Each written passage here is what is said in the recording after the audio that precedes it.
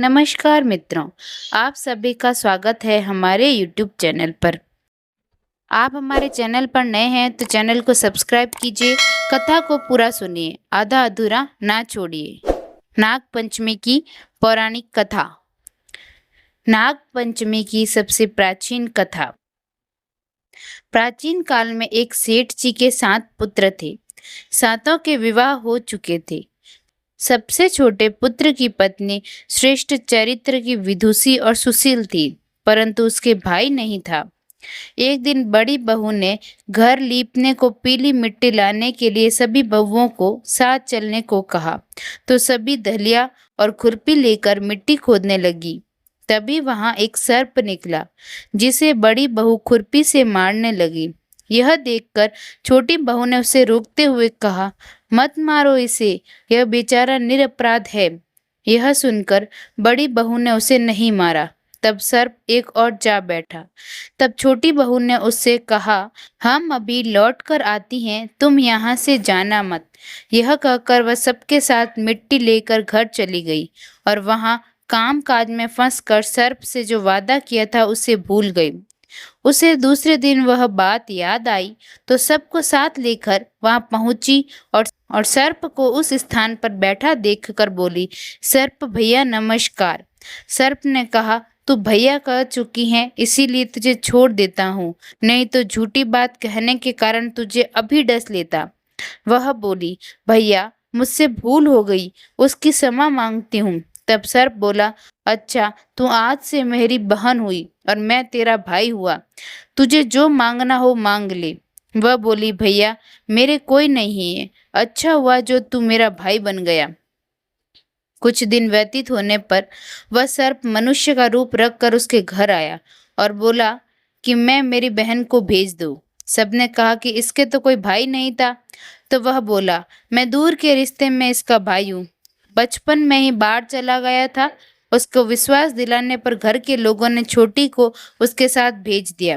उसने मार्ग में बताया कि मैं वही सर्प हूँ, इसलिए तू डरना नहीं और जहाँ चलने में कठिनाई हो वहाँ मेरी पूंछ पकड़ लेना। उसने कहे अनुसार ही किया और इस प्रकार वह उसके घर पहुंच गई। वहां के धन ऐश्वर्य को देखकर वह चकित हो गई। एक दिन सर्प की माता ने उससे कहा, मैं एक काम से बाहर जा रही हूँ, तू अपने भाई को ठंडा दूध पिला देना। उसे यह बात ध्यान न रही और उससे गर्म दूध पिला दिया, जिसमें उसका मुख बेतरल जल गया। यह देखकर सर्प की माता बहुत क्रोधित हुई, परंतु सर्प के समझाने पर शांत हो गई। तब सर्प ने कहा कि बहन को अब उसके घर भेज देना चाहिए। तब सर्प और उसके पिता ने बहुत सा सोना चांदी जवाहरात वस्त्र भूषण आदि देकर उसके घर पहुंचा दिया। इतना ढेर सारा धन देखकर बड़ी बहू ने ईर्ष्या से कहा, भाई तो बड़ा धनवान है, तुझे तो उसे और भी धन लाना चाहिए।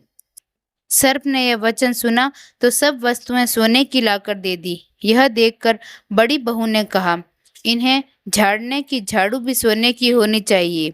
तब सर्प ने झाड़ू भी सोने की लाकर रख दी। सर्प ने छोटी बहू को हीरा मणियों का एक अद्भुत हार दिया था। उसकी प्रशंसा उस देश की रानी ने भी सुनी और वह राजा से बोली कि सेठ की छोटी बहू का हार यहाँ आना चाहिए। राजा ने मंत्री को हुक्म दिया कि उससे वह हार लेकर शीघ्र उपस्थित हो। मंत्री ने सेठ जी से जाकर कहा कि महारानी जी छोटी बहू का हार पहनेगी, वह उससे मुझे लाकर दे दो। सेठ जी ने डर के कारण छोटी बहू से हार मांगकर दे दिया। छोटी बहू को यह बात बहुत बुरी लगी। उसने अपने सर्प भाई को याद किया और आने पर प्रार्थना की, भैया रानी ने हार छीन लिया है, तुम कुछ ऐसा करो कि जब वह हार उसके गले में रहे तब तक के लिए सर्प बन जाए और जब वह मुझे लौटा दे तब हीरों और मणियों का हो जाए। सर्प ने ठीक वैसा ही किया। जैसे ही रानी ने हार पहना वैसे ही वह सर्प बन गया। यह देखकर रानी चीख पड़ी और रोने लगी। यह देख राजा ने सेठ के पास खबर भेजी कि छोटी बहू को तुरंत भेजो। सेठ जी डर गए कि राजा न जाने क्या करेगा। वे स्वयं छोटी बहू को साथ लेकर उपस्थित हुए। राजा ने छोटी बहू से पूछा, तूने क्या जादू किया है, मैं तुझे दंड दूंगा। छोटी बहू बोली, राजन धृष्टता क्षमा कीजिए, ये हार ही ऐसा है कि मेरे गले में हीरो और मणियों का रहता है और दूसरे के गले में सर्प बन जाता है। यह सुनकर राजा ने वह सर्प बना हार उसे देकर कहा, अभी पहन कर दिखाओ। छोटी बहू ने जैसे ही उसे पहना वैसे ही हीरों और मणियों का हो गया। यह देखकर राजा को उसकी बात का विश्वास हो गया। उसने प्रसन्न होकर उसे बहुत सी मुद्राएं भी पुरस्कार में दी। छोटी बहू अपने हार और इन सहित घर लौट आई। उसके धन को देखकर बड़ी बहू ने ईर्ष्या के कारण उसके पति को सिखाया कि छोटी बहू के पास कहीं से धन आया है।